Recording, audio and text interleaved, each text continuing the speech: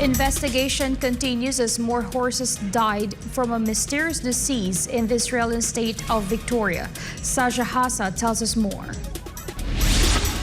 Death toll rose to 13 as more horses died from an unknown illness in several Victorian farms this week. All deaths occurred within 48 hours of the rapid onset of a severe and specified illness at 5 properties, all at least 30 kilometers apart. Officials described their deaths as very unusual. The possible links between these deaths are still being investigated. Authorities believe none of these horses died from infectious illness, making their deaths more bizarre. Officials said there is no reason to restrict horse movements or horse events at this point.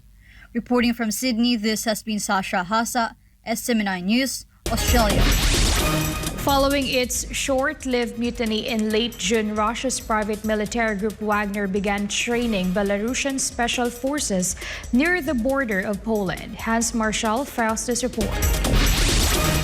Belarusian special forces are holding joint drills with Wagner forces at a firing range near the border city of Brest. According to Wagner chief Yevgeny Prigozhin, the private military group would no longer take part in the Russia-Ukraine conflict for now, but they will gather their strength before going to Africa.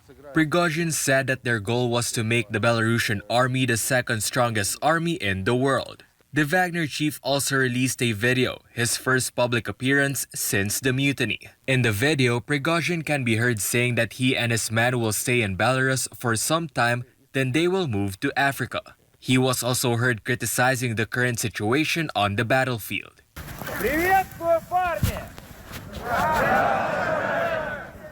Рады вас всех приветствовать! Приездом на белорусскую землю! Мы достойно воевали! Вы сделали для России очень много! Сейчас то, что происходит на фронте, это позор, в котором нам не нужно участвовать. И дождаться того момента, когда мы сможем проявить себя по полной программе. Поэтому принято решение, что мы будем находиться здесь, в Беларуси, какое-то время. За это время мы сделаем, и я в этом уверен, белорусскую армию второй армией в мире. А если нужно, то вступимся за них, в случае, если это потребуется. Я всех хочу попросить максимально обратить внимание на то, что белорусы встретили нас не только как героев, но как братьев. Но аккуратно, чтобы никого не обидеть из них. Поэтому отнесемся к ним также по-братски. Дальше готовимся. Повышаем свой уровень и в новый путь, в Африку. И, возможно, вернемся на СВО в тот момент, когда будем уверены, что нас не заставят посрамить самих себя и наш опыт. Reports say that up to 10,000 fighters will end up in Belarus. It can be remembered that in early July, Belarusian President Alexander Lukashenko suggested that Wagner forces could be used to defend Belarus, inviting the group to train the Belarusian military. He also said he is not troubled to have a certain number of Wagner fighters stationed in the country. Lukashenko is a longtime friend of Prigozhin and Russian President Vladimir Putin, who brokered a deal to end the mutiny.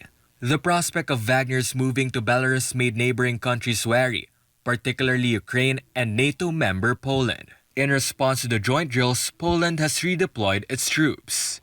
In a statement, Poland's defense minister said that it was ready for various scenarios as the situation develops.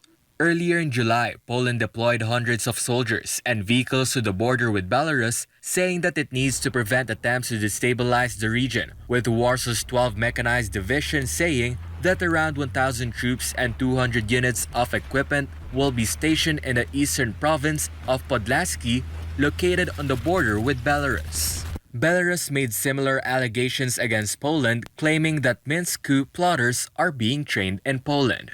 Ukraine is also wary after satellite photos emerge, suggesting that Belarus is building an army camp for Wagner fighters located at a former military base outside Osipovichi, a Belarusian town 230 kilometers north of the Ukrainian border. It can be noted that the Wagner forces in Belarus are in line with a deal struck way back on the 24th of June.